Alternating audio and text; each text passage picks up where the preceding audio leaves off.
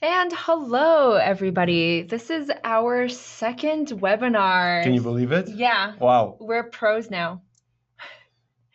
Thank you everyone for coming. This is Lynn Wang. I lead marketing at Apptimize, and with me I have. Abdulaziz, that's all one word, believe it or not. Welcome to our second webinar. Really excited to have you here today. And what we're going to be talking about today is the evolution of testing, really. So last time we went through some of the basics, and this time we'll dig a little deeper and see what you can do after you've covered those basics. So let's get started, shall Sounds we? amazing. So what did we talk about last time? Last time we went through the ABCs. These are the basic tests that you should be running. And if you're not, some people would say it's unexcusable. Those people will be misinformed because that's not a word. It's actually inexcusable to not do those really basic tests. And then today what we'll be talking about are the 1, 2, 3s. So also basic, but sometimes some people might find math a bit more intimidating, and we're becoming a bit more complex. So that's why we're using that same kind of basic building blocks, but on a different scale. And there we'll be talking about the user flows, how to deal with rolling out new features, and then a quick discussion on algorithms. Again, we'll give an overview of each one of those and show an example or two for each one. Ready to do this? Yeah, All sounds right, great. here we go. Just quickly recap. If you missed the first webinar, we have that posted on our blog. The blog also has a lot of rich information for you to learn about testing, learn about Apptimize. I'd highly recommend it. I'm a bit biased, but definitely check it out. You can see a lot of Lynn's great work on there. What My did we talk musings. about? Your musings, your inspiration, and maybe you'll find some inspiration of your own. So, what did we talk about last time? We really dug into this idea of the basic building blocks of testing, the tests that every individual should be doing when they're starting out on their testing journey. But before diving into that, thinking about the actual tests that you should do, we started with the philosophy of testing. And if you heard the first webinar, you're probably sick of me saying it over and over again, but I'm going to keep on repeating it because it's just that important, which is starting with the objective. Why are you testing? And again, remember, we talked about objectives in two levels. So, what is your company's objective? What are you guys trying to increase in terms of your metrics? Is it engagement, retention, transactions, ads, whatever that is? Think about that, but also do not forget, you must remember to think about your users' objectives. Because if you're violating your user objectives in the pursuit of testing or discovering more about how your app works, then you're risking alienating your users. If you alienate your users, your objectives definitely won't be met. So remember, overlay those two things and then get ready to do testing in that kind of loop. It's not that you do one test and then you're done with it. It is a cycle, coming up with the ideas based on your objectives, again, the hypotheses that you want to test, developing and actually deploying the tests. That's where we really love to help you out with. And then thinking about and interpreting, understanding the results. Also, we're there to help you with that. And then continuing the loop. So again, remember, think about what you're trying to do before you actually do it. Then step two, jump into it, hit it. ABCs, we talked about the arrangement, which is how do things look, where are they positioned within the actual screen. We talked about the buttons, the colors, the shapes, the sizes. There's a lot to do with that. And then the copy, your call to action, your messaging, your instruction. There's so many little small variables you can test individually, and that adds up to be actually a pretty full and rich testing experience. Those are the ABCs. Now we're going to move on. We're going to get a bit more advanced. Prepare yourself. You never know what might happen. Whoa! Yes, we are we are going into the 1, 2, 3s. You're right. It's going to be a bit more fancier, a bit more dynamic. I don't know if that's showing up. We have some kind of movements on the screen. Um, what are they? So user flows, the journey of the actual user, new features, rolling out the features that people see, then algorithms, how the system thinks and behaves. What we'll do is we'll go through each one of those, give a little bit more description of each one, how to test it, why it's important, and then show a few examples. Shall we? Let's do it. Perfect. So user flows. What is a user flow? Basically, you can think of it as how the user navigates your app to achieve their objective. So you can think of it as a series of screens in the most literal sense. And if you want to think more abstractly, it's the journey that the user actually goes through to, again, achieve their objective. And why test it? There's so many screens, there's so many different pathways that they can take, and each one of those transitioning points can really be a potential pitfall. So we want to make sure that when we're guiding the user on that journey, to make it as easy as possible, not confuse them, not trick them, provide that clarity. And that clarity isn't done on the initial build, it's done on the actual test. And let's see how that looks like. So when you think of a lot of apps, specifically in the retail space, that checkout journey is important. How the user actually goes through, what happens there, it's critical. Now there's two kind of prevailing schools of thoughts that we'll talk about right now, which is one, you actually get a high commitment from the user. So they go through the product page, they go through the actual checkout page, and then a prompt to log in is triggered. Some people say, look, that's way too late in the journey. You need to really get that user committed early on. And what does that mean? That means before they get into the checkout kind of final stage, have them log in to escalate the commitment. And people are really passionate about both of these different philosophies. If you're having an argument about passion, if you're having an argument about feelings, you're probably wasting your time. Yeah, this is when testing should step in, and you should be checking it out to see actually what do users respond better to.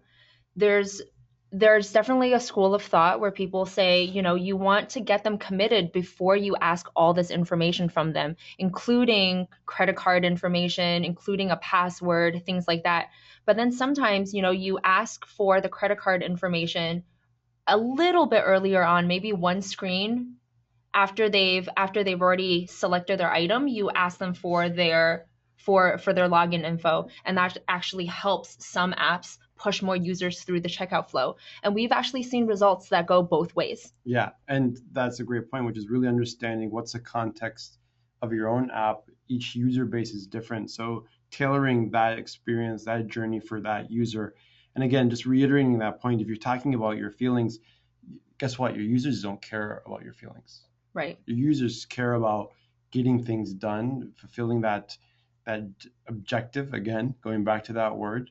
And again, you guys as a team have to make decisions based on that data that the users are providing to you. And there's other things that you should be testing in the flow as well. So it's not just about when you ask people for their information, but how you ask for their information. Do you have a purchase button that's at the top of the screen and at the bottom, somewhere just at the top, just at the bottom, somewhere in the middle? Things like that can really affect the feeling of your flow and the types of questions that you ask on one page. Do you ask for all their information on one screen, or do you break it up so that they are gradually committed to the purchase? The answer might surprise you, actually, because it's a little bit different for every app. For example, Etsy found that when they asked for less information in their checkout flow, they actually got a really significant lift to the number of people that finished checking out in their app. Yeah. That might not be the case for every app. So we had also talked to a lead developer at Kayak, and they had a lot of discussions around whether or not to tell people that their checkout is secure. So it actually turns out that about half of the apps out there, it's beneficial to warn your user about the security of your checkout. But then there are some apps where there's some customers, you warn them that this is secure, and it actually reminds them that it may not be secure, and it's actually bad for your checkout results. Right. And you really have to test these, because your customers are going to be different than everyone else's customers, and your app is going to be different than everyone else's app. And I think that discussion that you had with Lacey from Etsy, which the full discussion is on the blog, really highlighted this idea to me that if you depending on your product situation, if you're mobile first, this might be less relevant for you. But if you're a property that has had a web presence for a long time and you're transitioning into the mobile space, it's it could be very dangerous just taking what you've done on web and putting it on mobile.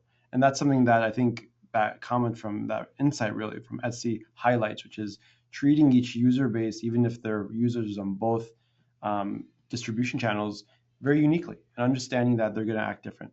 Let's keep barreling ahead. When we think about the login screen, this is kind of an interesting space that people think about initially, but maybe not so much as the app evolves. This is one of the most critical places in your app, though, because every single user that comes through your app sees this. And this is, for a lot of apps, a really big funnel point, a really big bottleneck point. So there's always the question of how should I do login? Should I ask for login at all? Or should I allow people to skip it? Or should I ask for people to log in as they're doing an action later on in the app? And there's a lot of answers to this, and it's a little bit different. So, for example, Apple and Google, they both have interface guides and design guides. And one of Apple's HIG principles is about letting your users experience a taste of your app before requesting that they give you login information, before you have that gate, quote unquote. But we actually have had 2 customers that have experimented with this, where they placed a brief tutorial before that login screen, and they actually found that the brief tutorial was enough of a taste that they did not have, they actually got improved conversions by removing that skip button. And that was pretty surprising for a lot of our customers. They knew, of course, the bounce rate increases, but what they found was that the users who got through were more engaged. But we've also had customers that have experienced the exact opposite, where they remove that skip button and their conversion rates at the end of their funnel dropped drastically. So it's really about testing to see what your unique situation is. Is your tutorial good enough that you can allow people to you can gate people and they'll still want to experience your app? Exactly. I mean, there's a couple of things that come to mind here. One is this idea that the guides that some of these bigger players, Google and Apple, provide are just that. They're guides. They're not rules. And it's important as a product manager, as a product designer, to say, look, what is the experience? What is that customer journey that we want to provide? And are we confident enough in making those bold decisions that step away from the crowd? Because when you're thinking of breakthroughs, that's where that comes from. And being unafraid and being confident in making those decisions. If you don't have any empirical evidence to support that, fine, I can understand how that can maybe make you feel a bit uneasy. But when you have a product like Apptimize, you're able to really dig down and understand, well, when I make this change, what happens? What's the impact of this change? And that's the difference. That's, again, thinking about this idea of moving away from feelings to talking about data. On the right side of the screen, there's also a lot to play in when you talk about login, not just taking Facebook and sticking it in there. Maybe your users would resonate with a different port of entry. So what we're trying to say is that there's a lot to do on login screen. So don't be afraid of that. That's a huge opportunity. Let's move on to new features. And what this concept really is about is thinking of when you're pushing the edge, when you're trying to innovate, or when you're even introducing a new idea or a new product feature to your existing users, how do you want that to be released? There is a bit of a risk of just pushing out a brand new feature to your entire user base. That risk is that if it's not well received, if it's a quote unquote flop, then all your users experience that pain. The good thing, why test it, is that testing a new feature through A/B testing by selecting just a small limited release, by using our targeting and segmentation tools, allows you to understand how the users are interacting with that feature, allows you to put that feature into the wild without it affecting the entire jungle, if I use that kind of wild analogy. And it reduces the risk of innovation. as a, I don't need to kind of state the obvious, but as a product manager, as a designer, you know how competitive it is. So to actually push innovation and be unafraid of those failures that are a natural cost of doing something new is important. And what this does is really allows you to reduce that cost of innovation. In this example right now that we have is thinking about, again, pushing a new feature out to your user base that might not be expecting it. When I go to one, so the common example that we're using here is Hipmunk. When I go to Hipmunk, I have a very clear intention, which is I want to probably book travel, and I'm doing it a bit in advance. They had this idea of, okay, if we push out these deals, these kind of flash deals that are need to be executed on initially, does that alienate our core user, or are they going to find that to be a helpful feature? By targeting that new feature to just a small amount of the entire population, they're able to see the reaction to users and then make a conscious decision of, this is something that is positively received. We want it to be available to our entire user base. Let's launch it fully. Let's push it all the way out there. Or they can say, you know what, guys, this one we need to go back to the drawing board. So again, it's just reducing the cost of innovation. Yep. And let's go into now some kind of a little bit of, you got to put your glasses on for this one. Some discussion around algorithms. What is an algorithm? A very kind of dictionary-based definition is just the sequence of steps that the system takes to actually finish something, to complete a task. The common example of this is thinking of recommendation engines. So parsing together what are the correlations between products and figuring out, is this a positive recommendation? Why test it? Oftentimes, the effectiveness of an algorithm can be really difficult to test when you're on the fly, or when you want to actually think of introducing a new algorithm, understanding how do people actually react to that new recommendation engine or that new algorithm that's being introduced.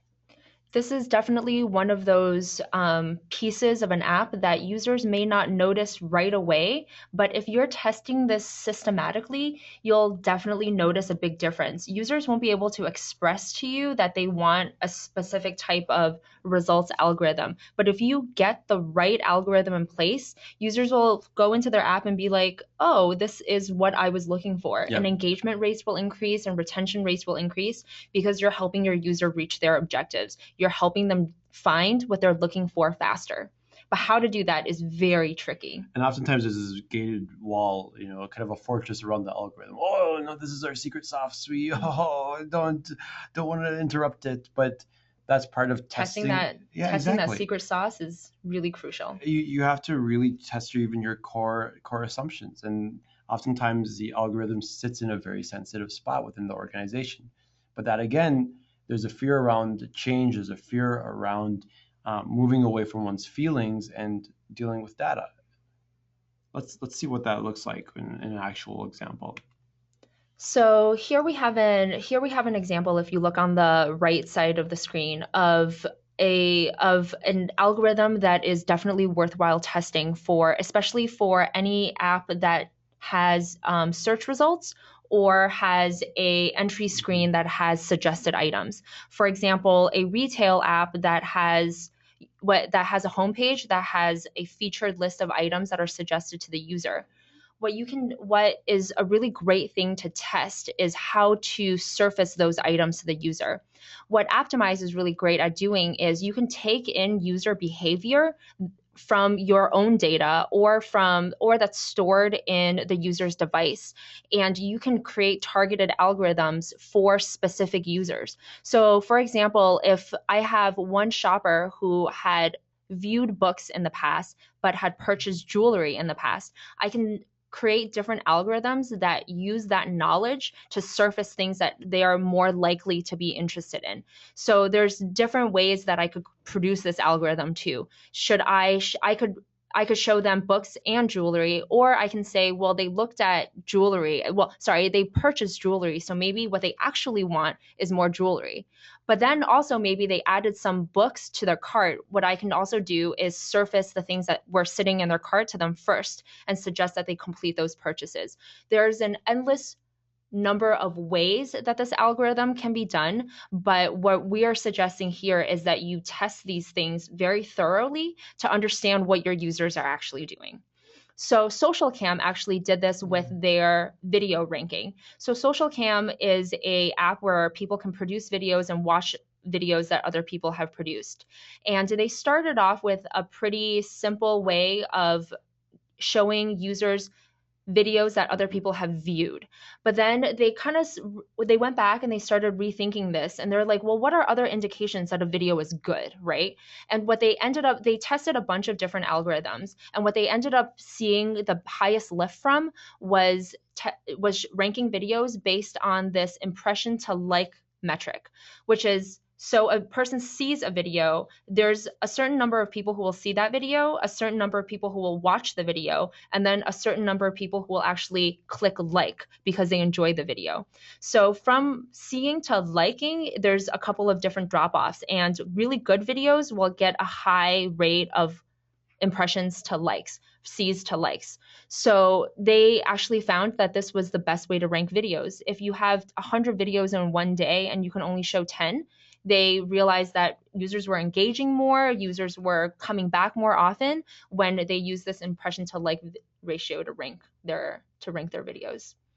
This can also apply to active search algorithms. Yeah. For example, if you have a travel app that is about restaurant bookings or restaurant reviews, and someone searches an app in the area, you can do some type of results strictly based on reviews, or you can mix in reviews with radius from the person's location, or you can kind of create a social component, how many of their friends liked that restaurant. There's a lot of different ways to create this algorithm, and it's all about testing to see which one is superior. It's all about testing, exactly, to have that clarity. But before you test, you're going to hate me. You know where I'm going to go with this. Oh, God. Yeah. It's the objectives, right? That's where you got to start, which is really understanding what is it that we want to achieve. And from that grows all of these potential tests. If you have tests that you guys are considering, we'd love to also hear what you guys are thinking about in terms of your tests and provide some feedback and perspective on that as well. We're here to help, Lynn. I think that's all we have for today's webinar in terms of content that we have prepared to share with you. We'll be around here for the next 10 minutes or so, or however long really you want to. Okay, 7 minutes for Lynn. I'll be here for a lot longer. For however longer you would like to chat. If you have any questions, we'd love to hear from you. Please feel free to just kind of type that into the question section, and we'll respond to you as quickly as possible. Yeah, feel free to, we have one, let's see.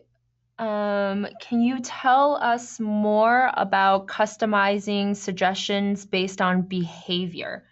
Yeah, so that's a really great question, actually. So Apptimize has this feature called custom attributes for both targeting and viewing of segmented results. And you can use custom attributes to basically target your test based on anything that you know about the user.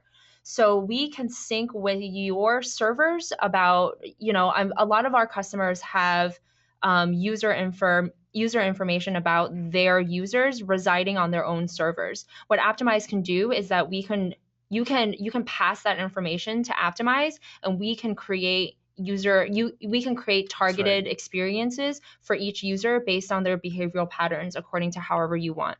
So exactly. So I mean, there's actually a big number of things that we capture natively. So the country, the language, the build, the actual device, we can capture that automatically, and because that sits on the device. Yep. That sits on the device.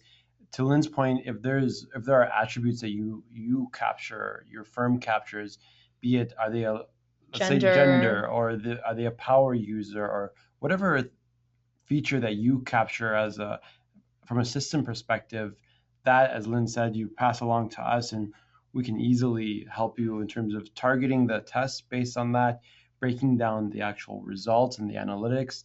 So if you have power users, you can actually deploy some of these more advanced tests too, and then view the results based on that segmentation as well. So that is something that we can definitely do. And again, we're always happy to help think through that process.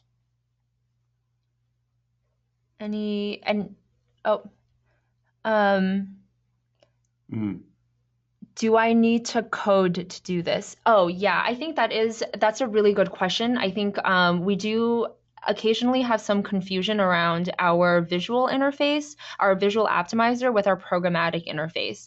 Our visual, the webinar that we had 2 weeks ago, our last webinar, was very focused on the visual tests that you can do with Apptimize, which is very click and drag. Well, not click and drag, very click and change, and there's no programming involved. But for most of the tests that we talked about today, you do have to program these tests. However, with Apptimize, it's very simple. You basically code your new block you write your new block of code and you plop it into your app, and Apptimize does the switching for you. So it's very simple. There's no complicated setup, but you do have to create those new flows or those new features programmatically. That's right. I think that's it. We'll sit here for a few more minutes in case other people have more questions. If you think of something after this webinar, you're absolutely welcome to email us at either contact@apptimize.com, or you can just email me at lynn@apptimize.com, LYNN. And also, a lot of the points here are also available to you on our blog. This will be there again. I love how you're plugging this for me. Thank you. I'm helping you out here. Yeah. Though it doesn't need help because the blog is that great. Definitely check that out. We have some great infographics. Some of the screens we shared with you are from those infographics. We have the other video. If you missed that, yes, the other video. Check it out. Even if you saw it, you probably want to watch it again. It's that just good. So I watched it twice. And yeah, guys, let us know. Let us know how we can be helpful. We're always here to chat and always here to be as helpful as possible. So we'll just be hanging out here if you have any other questions. Otherwise, thanks so much, guys, for stopping by.